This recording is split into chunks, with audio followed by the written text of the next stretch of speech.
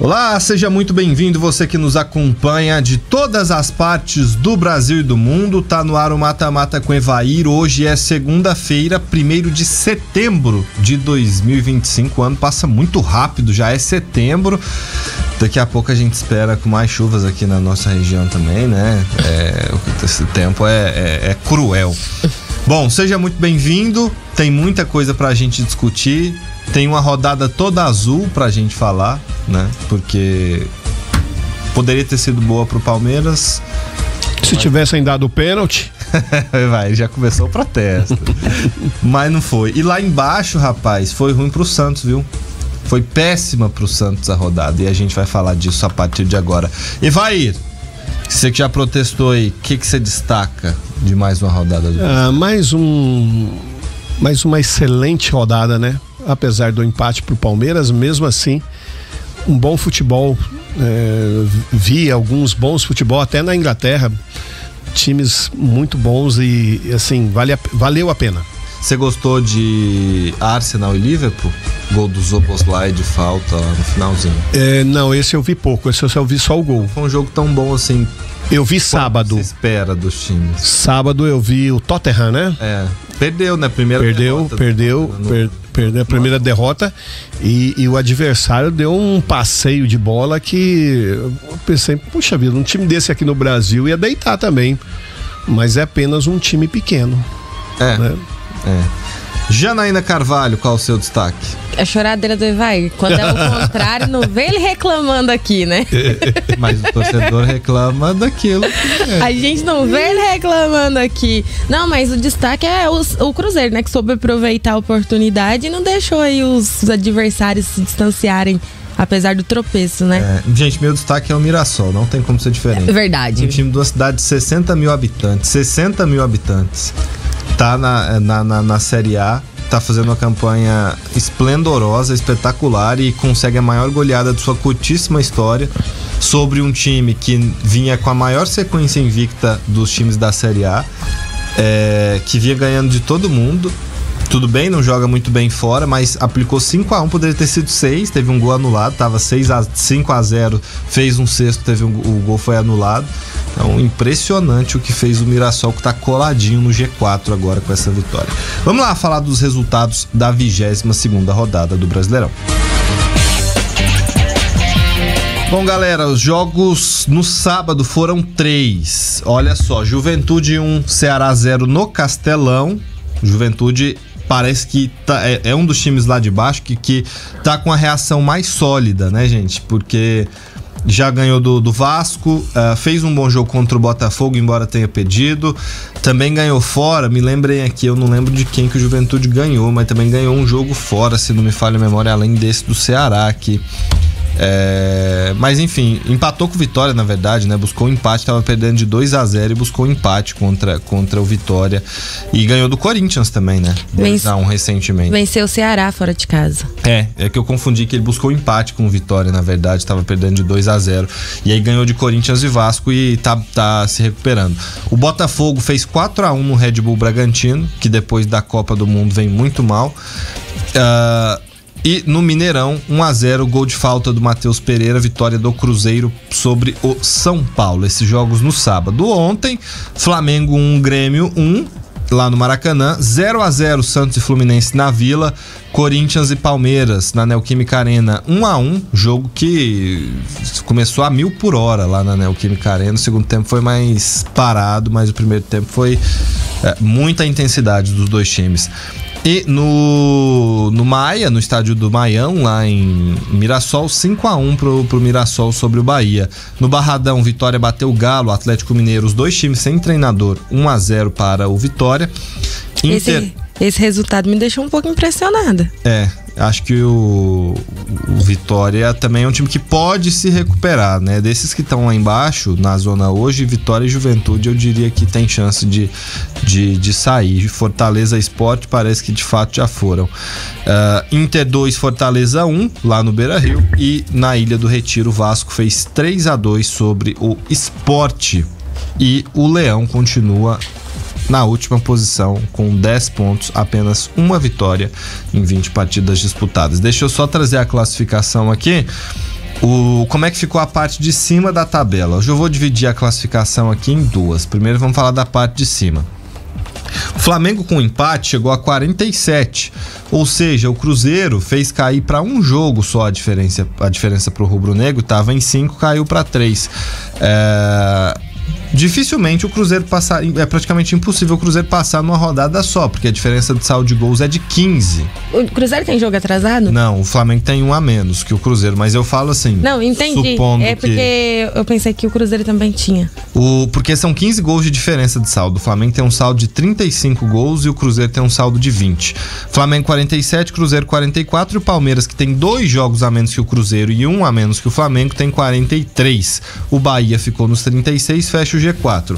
Botafogo e Mirassol, que venceram na rodada, colaram no G4 e abriram distância para o São Paulo. Ambos têm 35 pontos. O Tricolor Paulista ficou em 7º com 32. O Bragantino está em 8º com 30. O Fluminense 28 em 9º. E o Inter fecha essa primeira parte da classificação com 27 pontos. Evair, rodada azul. Cruzeiro com dificuldades bateu o São Paulo. E não jogou bem, né? Não jogou bem. O São Paulo teve chances também de pelo menos empatar o jogo lá no Achou um gol o Cruzeiro, né? A bola desviou. A bola desviou na batida e praticamente matou o goleiro, né?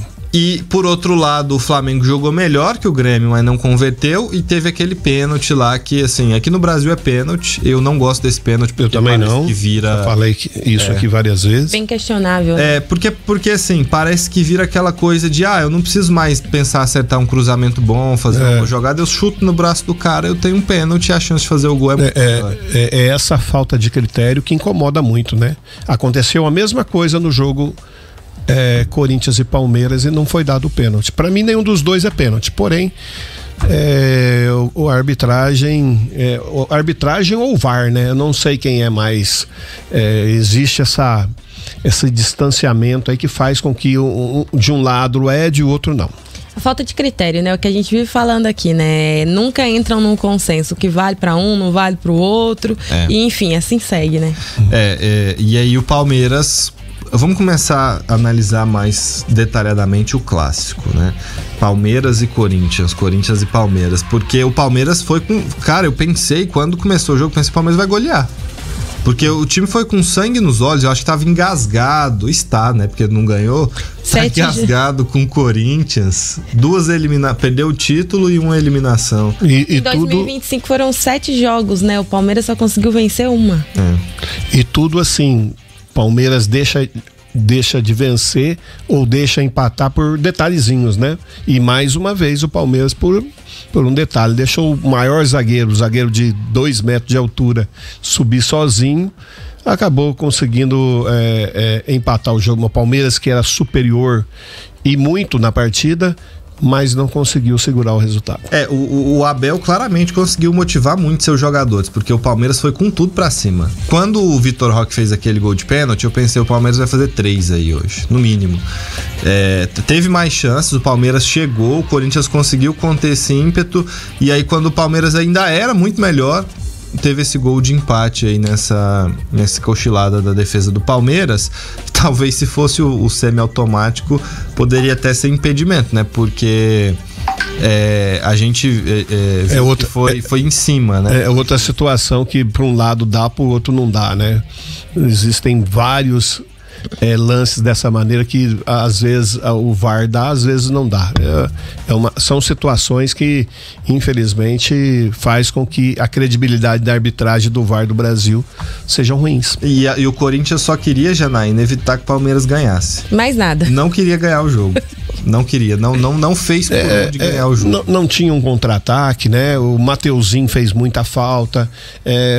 Muito desfalques também, né? Tinha bastante desfalque. Foi retranqueiro o tempo todo, não queria perder.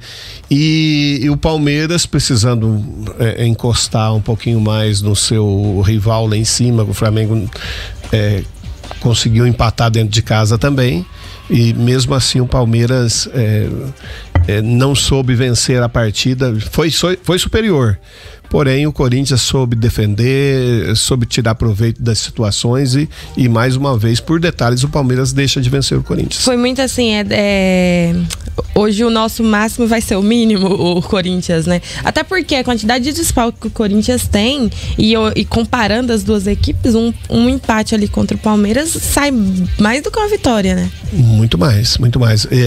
Eu tô falando desses detalhes, mas não é só o detalhe da cabeçada do zagueiro para dentro da área e o gol contra, não. É o contra-ataque puxado pelo Vitor Roque, em que o argentino deveria de abrir para receber, ele fechou para receber e fez com que a marcação ficasse fácil para o Corinthians. São assim, momentos importantes no jogo em que de repente basta uma colocação melhor. E o Facundo teve tudo para isso, né? Mas ele optou ele tomou a atitude errada, né? Ele, em vez de na velocidade ele abrir para receber a bola e sair de frente do goleiro, ele foi para cima do zagueiro e acabou se marcando. Eu não sei se vocês se lembram desse lance. Lembro. E o Vitor Roque tá melhorando, né, vai? Bem, muito bem. Ele depois que ele pegou essa confiança, né? Ele ficou mais destemido, mais determinado e ele não tem grande habilidade, mas ele tem raça e tem força, né? Sim. E ele tem usado bastante isso. E uma coisa que a gente observa também é o que o Renato veio falando, né? Quando perde jogos ou empata é por conta de detalhes, né? Meio que dormir dentro de campo por conta de coisa pequena, o que vai destacou aí agora. Vamos pro intervalo e aí a gente continua a repercussão, depois a gente vai também falar desses outros jogos importantes na parte de cima.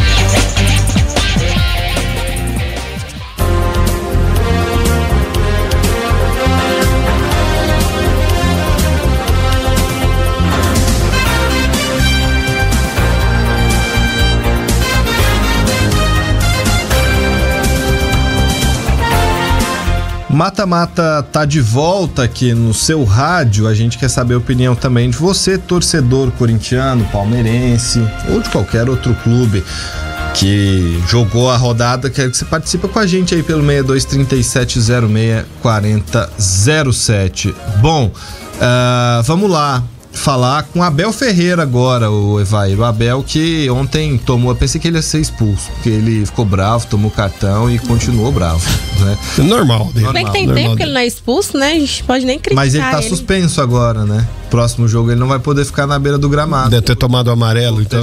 Terceiro cartão amarelo dele. No jogo contra o Inter, ele não vai poder ficar na beira do campo, lá no Allianz Parque. Bom, o Abel falou sobre essa atuação do time dele e reconheceu e afirmou, olha, o nosso time foi bem melhor. Vamos ouvir o que disse o comandante palmeirense. Olha, eu posso estar enganado e é a minha opinião, mas os jogos aqui este ano, as vezes que viemos aqui jogar, foi isto que vocês viram aqui. Só que nem sempre o resultado traduz aquilo que é a eficiência e a produção de uma equipa, como foi o caso de hoje. O sentimento meu é exatamente esse, o sentimento de derrota. Perdemos 2 pontos, quando fomos claramente melhores na primeira parte, quando o nosso adversário na segunda parte monta uma estrutura de 5-3-2 com o Raniel a fazer de zagueiro. Depois o Raniel lesiona-se, troca o zagueiro pelo Raniel, que já estava a fazer de zagueiro e mais uma vez mesmo contra uma linha de 5 e 3 por dentro, deixando 2 jogadores para transição, para contra-ataque. Foi isso que o nosso adversário fez. E nós, de modo geral, não me lembro do remate do Memphis, não me lembro de muita coisa. E nós tivemos oportunidades de sobra para poder sair daqui com outro resultado. Estou-me a lembrar, por exemplo, de uma bola do Maurício isolado na cara do goleiro na segunda parte, mas não fomos eficientes, apesar de eu achar que fizemos um bom jogo. Fomos melhores na primeira e na segunda. Não é o primeiro jogo que isto acontece. Para mim, na minha opinião, no jogo da volta aqui em casa do nosso adversário igual, fomos melhores e saímos com uma cota. Hoje fomos melhores e empatámos o jogo, e o meu sentimento é isso.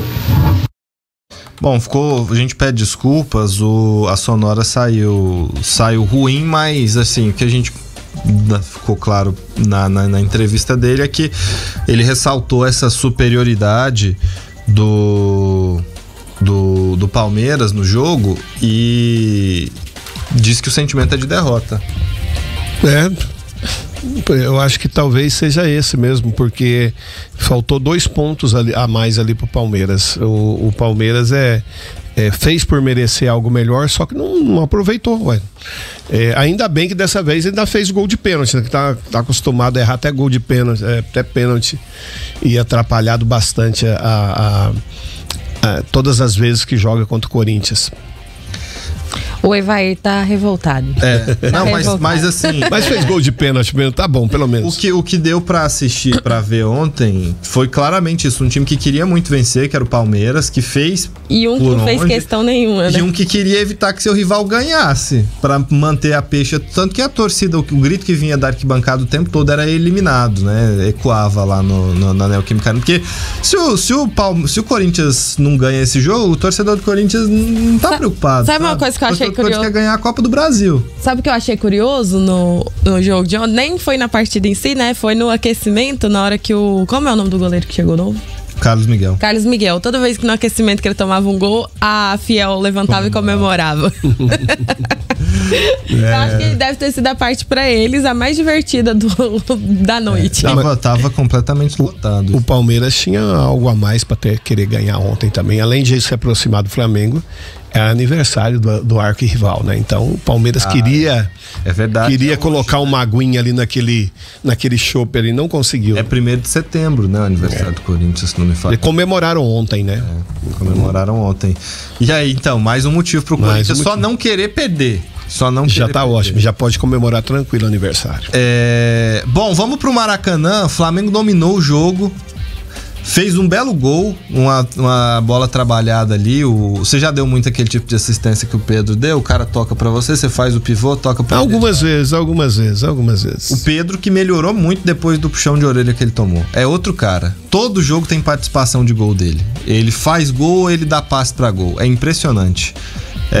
Tomou um puxãozinho de orelha, passou a ser um cara que marca a saída de bola, que dá assistência, que faz muito mais gols. Então, às vezes, e assim, parabéns pelo profissionalismo dele, né? Porque quando saiu a notícia, muita gente falava que ele ia pedir pra sair.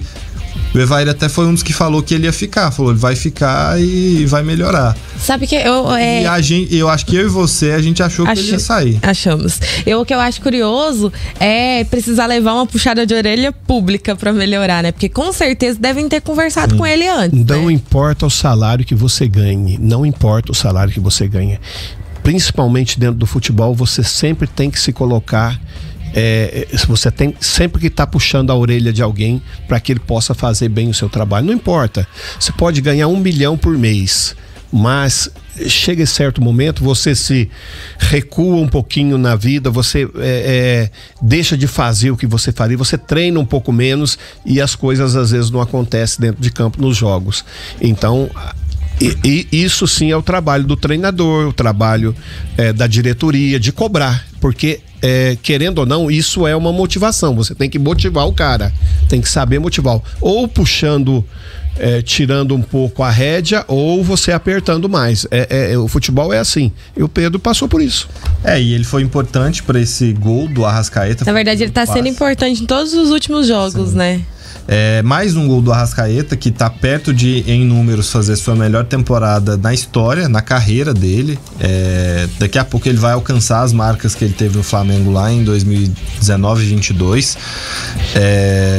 Falta muito pouco e pelo ritmo ele vai passar esses números. Só que aí no finalzinho, Evair, o lance crucial, né? Foi um cruzamento do jogador do Grêmio. Não tinha ninguém na área praticamente. O Ayrton Lucas voltava pra marcar. Parece que o cara procurou a mão do outro. Parece que ele foi impressionante, foi certeiro. Pegou na mão. Correndo pra marcar, pegou. Pegou na mão e o árbitro, o VAR, deu pênalti. Aqui é pênalti. E você disse que talvez o Palmeiras pudesse golear o Corinthians. Eu achei que o Flamengo fosse golear. Também achei. Sexta-feira eu já tinha falado assim, o Grêmio que põe as barbas de molho, senão acaba passando vergonha também. O Mano Menezes foi bem. Armou uma arapuca ali, uma estratégia. foi dominado o tempo todo, mas não deixou o Flamengo ser aquilo que ele é durante todas as partidas. Você defendeu bem, puxou o contra-ataque uma vez, acho que foi a única vez que chegou no ataque do Grêmio, do Flamengo, e conseguiu cavar um pênalti. Sabe, o que eu achei curioso foi a forma que o Grêmio conseguiu se defender, né? Ficou ali todo mundo bem fechadinho. Tomou sufoco, mas conseguiu coisas que a maior parte dos times no Brasil hoje, que do Campeonato Brasileiro, não conseguiram fazer contra o Flamengo, né? É verdade. A estratégia deu certo, e assim, isso a gente tem que dar parabéns pro Mano e pro Grêmio, porque mesmo com estratégia boa, é difícil separar o Flamengo do Maracanã lotado, e foi o que aconteceu. Maior público, né, do ano no Campeonato Brasileiro. O Grêmio entendeu suas limitações, entendeu que o Flamengo é um time muito superior hoje, foi ao Maracanã, fechou bem, como disse o Evair, fez sua arapuca ali e conseguiu se salvaguardar. Tomou susto? Tomou, mas quem não vai tomar? Mas não tomou gol até esse lance aí do Arrascaeta e do Pedro, e aí conseguiu descolar esse pênaltizinho, né, que o Thiago Volpi converteu. E veio lá um goleiro bater o pênalti. E aí ele que falou, é estranho, né, pra mim, viu? Isso é estranho. Ele até falou que... Vamos ouvir. Você tem a entrevista? Vamos ouvir o Thiago Volpi, goleiro do Grêmio, agora sobre esse pênalti que garantiu um pontinho pro Grêmio no Maracanã. Primeiro agradecido com Deus pela oportunidade de estar aqui e a oportunidade que ele me brindou hoje de poder bater um pênalti, de converter. O primeiro em tempo de jogo, né? Vinha já de alguns gols no Toluca, no Querétaro, no São Paulo também de pênalti. Agradecer ao Mano também, que não deve ser fácil para ele deixar o goleiro bater nessas alturas. O Matheus, o Everson, que sempre apoiam durante a semana também quando eu treino essas cobranças de pênalti. E feliz, agradecer. Tá aí o Thiago Volpi. Ele bateu esquisito o pênalti ainda. É o estilo, né?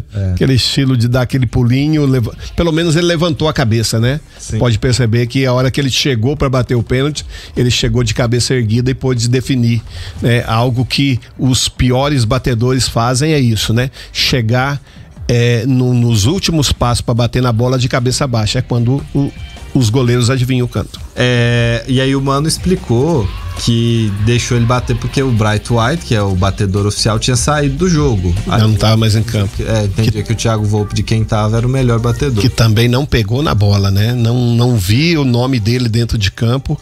Poderia ser aquele jogador diferenciado pro Grêmio, mas não consegue. Eu só tenho a parabenizar a coragem do Mano, eu não teria.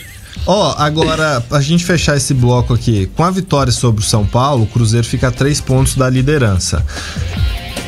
O Cruzeiro é um candidato ao título hoje. Apesar do Jardim falar que não, né? Depois daquela declaração de Jardim, isso entrou em debate, né?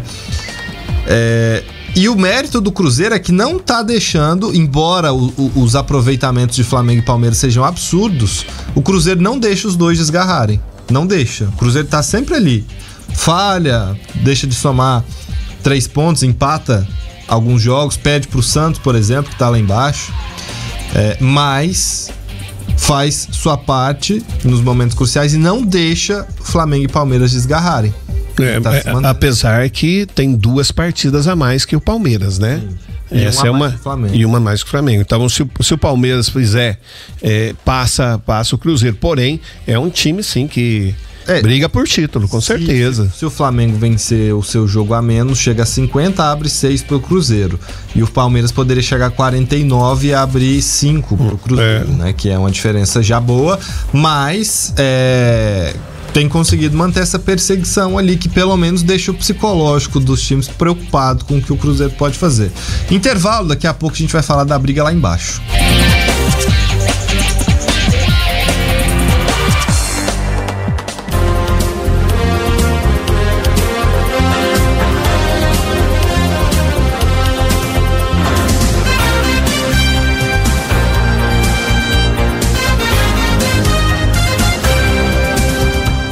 Mata-mata tá de volta, a gente vai falar da briga lá embaixo agora e vamos começar com reforçando aqui para você os resultados.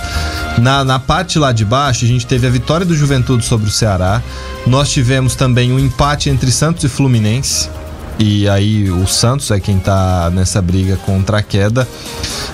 Nós tivemos a vitória do Vitória, um triunfo do Vitória sobre o Atlético Mineiro por 1-0. O Fortaleza perdeu pro Inter por 2-1 e o Vasco ganhou do Sport por 3-2 lá na Ilha do Retiro. E aí, do 11º ao 20º, a classificação é a seguinte: Ceará, Corinthians, 26.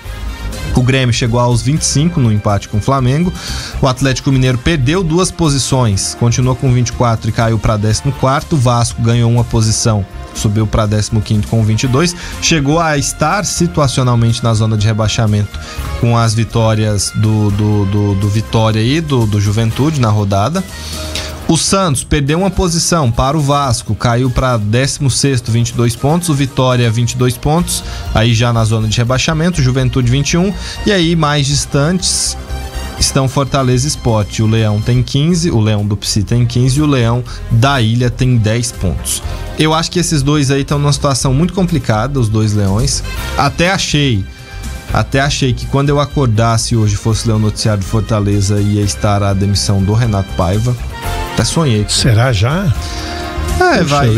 Resultados muito ruins, né? E ainda teve aqueles problemas do afastamento dos jogadores, né? Isso aí deixa traumas.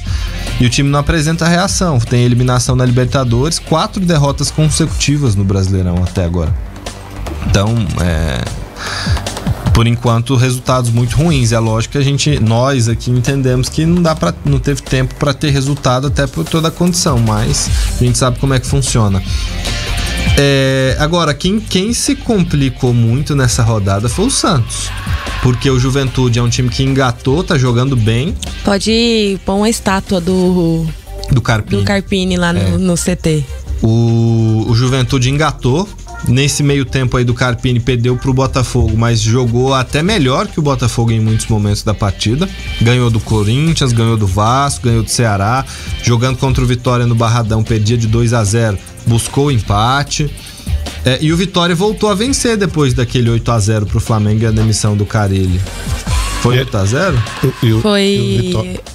Foi 8-0. Uma goleada tão absurda que... E venceu de um time que é um time teoricamente superior, né?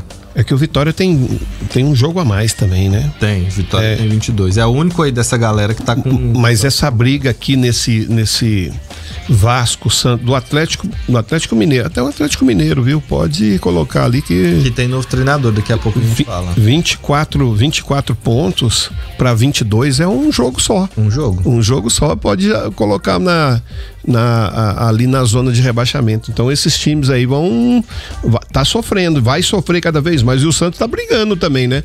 Tá pedindo pra cair, tá que nem o Vitória. Estão insistindo vou cair. O jogo é justamente até o Galo, né? Se o Vitória ganhar um jogo, por exemplo, ele consegue passar até o Galo. Então, Atlético Mineiro, Vasco, Santos, Vitória, Juventude, todos eles a um ponto de dentro ou fora da zona. A um jogo, de dentro ou fora da zona, a uma rodada.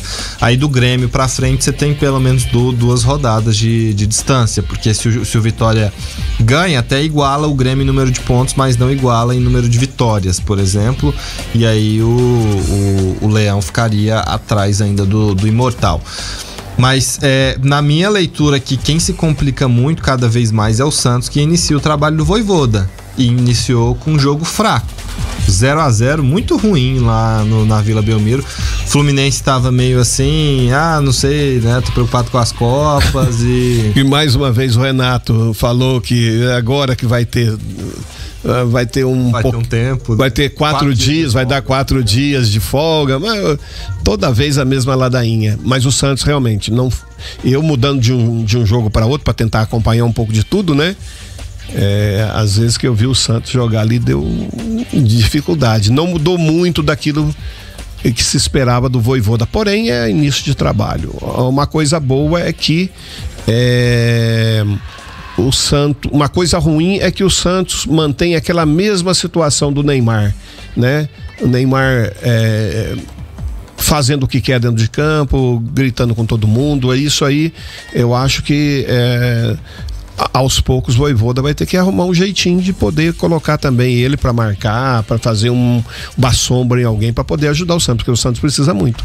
E o Neymar foi utilizado mais à frente, né? Com o Vojvoda ontem. Ele colocou começou o jogo ali como uma espécie de 9. E o Guilherme estava em campo. Com liberdade, né? Com liberdade. E o Santos o tempo todo ficando impedido. Né? Foi anulado 3 vezes ali que poderia muito bem 10 centímetros, 5 centímetros a menos, mas aquela ansiedade do atacante que é velocista não tem como esperar, né? E aí acaba prejudicando o time. Vocês acham que deixar o Neymar alavanteia assim, fazendo o que ele quer, o que ele deixa de querer atrapalha? E aí vai? Não, eu acho que seria uma situação benéfica para o Santos. Por quê? Porque o Neymar também não vai marcar ninguém mesmo, tudo bem. Porém, é um jogador que tem qualidade, só que a bola tem que chegar até ele, né? Se você for ver, Guilherme vai ter que fazer o corredor. O outro lado tem um menino já velocista, que não é mau jogador, porém vai ter que correr atrás do lateral também, fazer o corredor. E aí é lógico que você pode deixar assim, com um pouco mais de liberdade o Neymar. Eu acho que seria até uma estratégia acertada pro Vojvoda. Bom, e o Neymar era pra ter sido expulso, né? Era pra ter sido expulso pelo grau de reclamação dele com o Wilton Sampaio ontem, que eu acho que só não o expulsou por ser o Neymar. Neymar tem razão na reclamação? Talvez tenha, né? Em questionar o porquê de não terem sido marcadas algumas faltas, mas a questão dados alguns cartões, porque ele apanhou um pouco ontem. Mas a grande questão é que assim... Mas, olha, você viu o jeito que ele reclamou? E até fez a publicação nas redes sociais, mostrando a perna com ele tomou machucada. Um amarelo e depois deu uma bicuda na bola. Depois de ter tomado o amarelo. Doido pra ser expulso, se fosse outro jogador, teria sido expulso. Se fosse eu acho que qualquer outro jogador que atua no futebol brasileiro teria sido expulso. Perdão, Janaína, era só pra concluir esse raciocínio. Não, eu ia falar assim, ó, que ele reclama, eu entendo ele reclamar, porque a quantidade de falta, o quanto vão às vezes de uma forma um pouco mais precisa em cima dele, às vezes até pela qualidade pra poder matar a jogada, a gente consegue ver isso de forma nítida. Só que a grande questão é que isso não acontece só com ele. É o futebol do país, é assim. Os árbitros do país são assim. E aí, às vezes, a forma que ele fala, que ele reclama, dá a entender que ele quer ser superior que todo mundo. Mas eu acho que ele tem esse pensamento. E, assim, isso aqui é pura especulação, gente. Não tem como a gente ler a cabeça. Mas ler a cabeça dele, né? Eu acho que por todo o comportamento que ele tem, ele pensa, eu sou muito mais do que esse campeonato brasileiro aqui.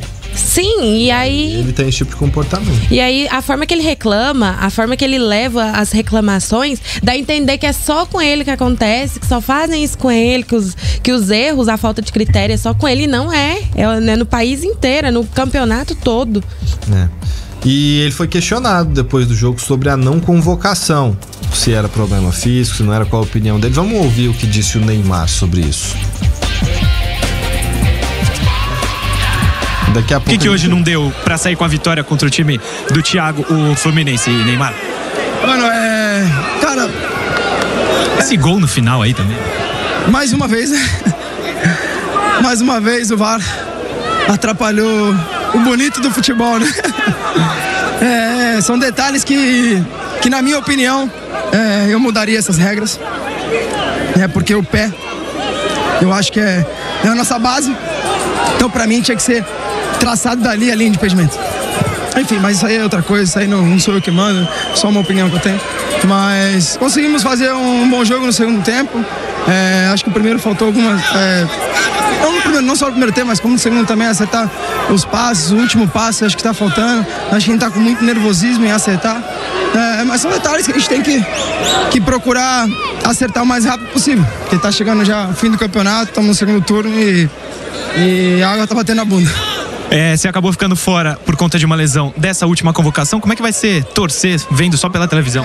Foi um edema que eu tive, né, no adutor. Foi um incômodo, na verdade. Que não foi nada demais, tanto que eu joguei hoje. Não ia jogar contra o Bahia mesmo. Então preferiram me poupar dos treinos, para me deixar de fora, para poder recuperar E, bom, eu acho que fiquei de fora porque foi por opção técnica mesmo. Acho que não tem nada a ver de condição física, né? É a opinião do treinador. E eu respeito. Já que eu tô de fora, nos basta torcer pela nossa seleção para que eles possam fazer bons jogos. Não só torcer, como trabalhar para voltar para lá, né, vai? Porque o Neymar tem a qualidade necessária, falta só alcançar um nível ali que não precisa ser dos tempos de glória dele para voltar para a seleção. Não mesmo. Faz falta a seleção, o Neymar, na minha opinião. Nós não temos nenhum jogador que tenha a capacidade dele, que ele tem com a bola no pé e bem fisicamente, né? Por isso, talvez seja o Neymar seja ainda um jogador que possa servir bem a seleção brasileira ainda. Não, e se ele acha que foi opção técnica melhorar, né? Sinal que alguma coisa tá errada. Se ele mesmo sabe que é opção técnica... Eu acho que, assim, essas declarações do Neymar, às vezes a gente tem que ficar atento, porque o Neymar gosta de dar umas cutucadas também de vez em quando, né? Acho que o Ancelotti, ele de fato respeita, mas ele quis deixar claro ali que foi uma opção técnica, né? Ele quis deixar claro. Mas o Ancelotti também, durante a coletiva, após a convocação, deixou claro que só vão jogadores que estejam 100% bem fisicamente. E ele deixou claro também que não precisa ficar ligando para jogador para justificar, né? Porque o europeu não tem esse hábito que a gente tem aqui. Ele não ia fazer igual o Dorival fez, falar que ia montar o time pro Neymar, sendo que o Neymar tava se recuperando daquela vez, né? Que o Brasil teve aquela convocação trágica goleada contra a Argentina. Até quando ele foi falar que contava com o Neymar, ele falou que conta com o Neymar, mas conta com o Neymar 100%, assim como com todos os outros jogadores. Intervalo rapidinho, daqui a pouco a gente volta.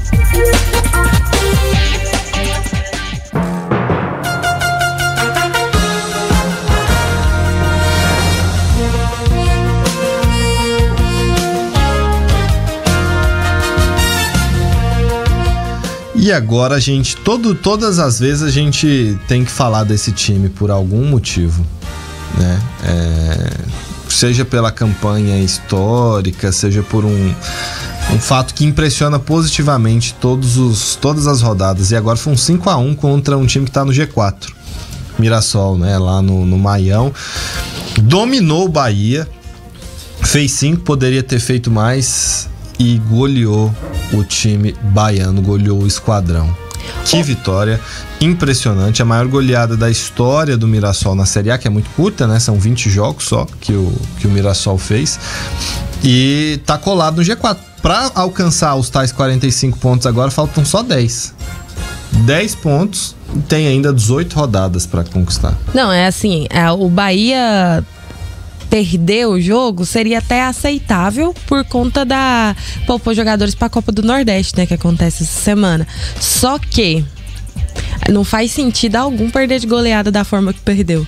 Mérito do Mirassol? Sim, mérito do Mirassol, mas também o Bahia precisa dar uma... poupou, mas estava lá, né? O Juba, sim, o Lucas... Basicamente, você poupou 2, 3 jogadores. Sim.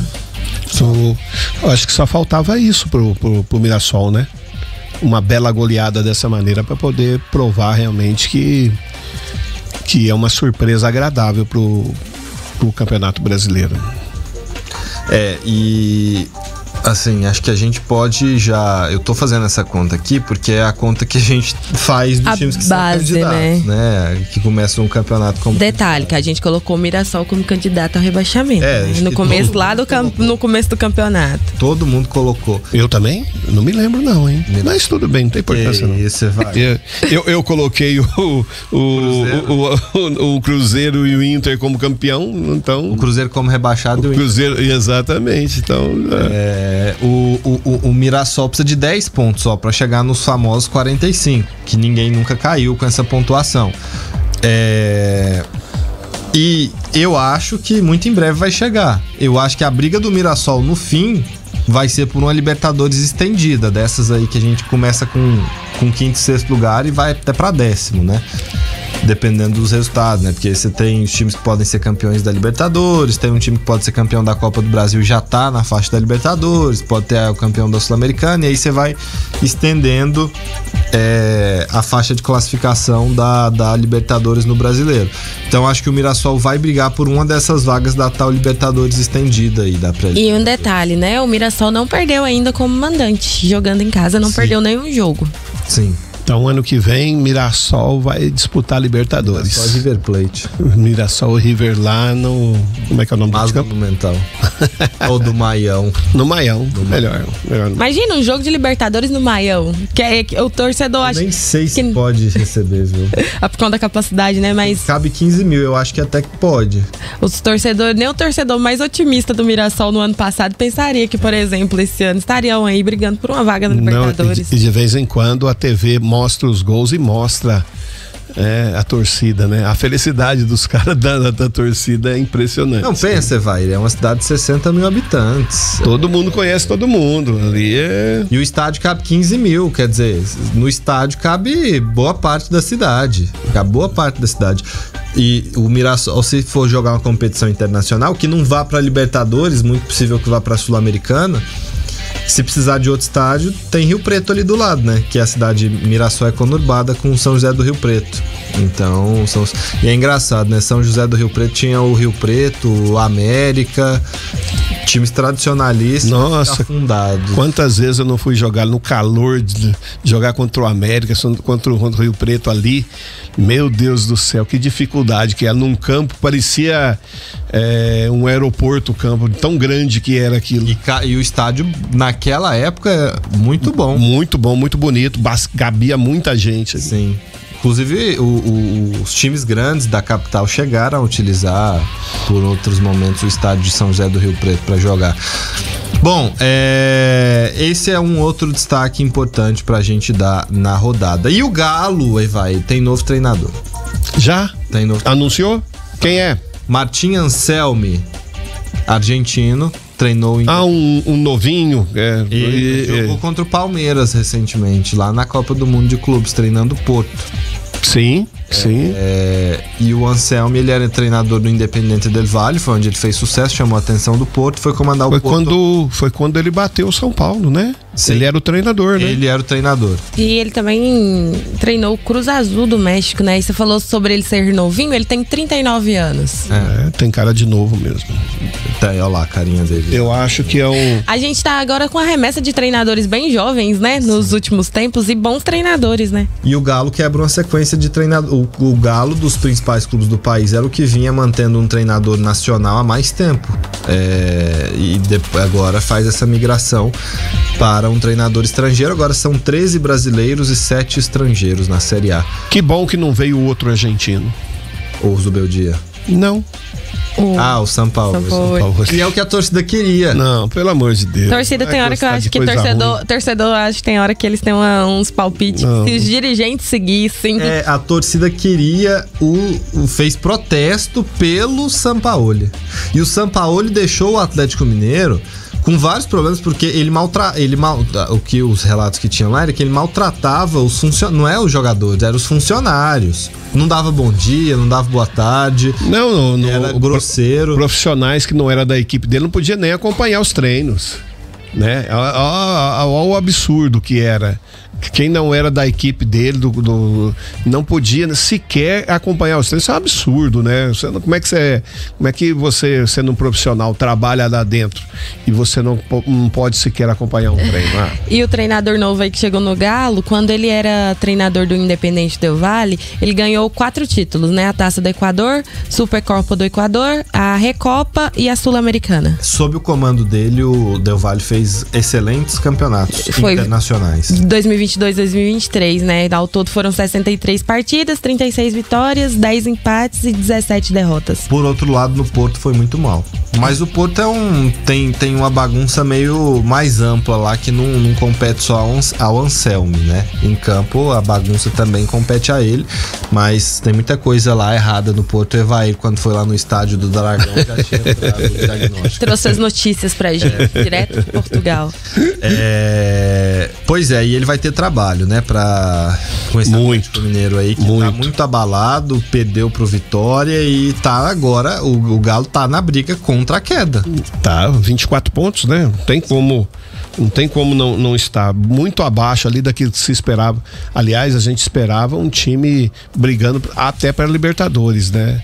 Já que é um time que eliminou um grande, que provavelmente vai ganhar títulos esse ano, no caso do Flamengo, eliminou na Copa do Brasil, porém é um time assim que não consegue dar liga, né? Você depende muito só de um jogador e essa dependência faz com que o time se enfraqueça. Não é sempre que o cara tá bem, pode ter contusão, pode ter cartão, então isso faz com que seja um time que tenha suas dificuldades e dificuldades notórias durante o campeonato. Não, e um pesar aí pro treinador novo é que já vai estrear na Copa do Brasil com a desvantagem de 2-0. Contra o maior rival. Já num clássico assim de cara. Aí depois pega o Santos, né, no Campeonato Brasileiro. Tem que ganhar do Santos. Tem. Não tem outra escolha. Mas treinador vive desses desafios, né? Vai que ele bate 2-0 o maior rival. Aí pronto, aí já ganhou a torcida. Ele bate 2-0 e perde nos pés.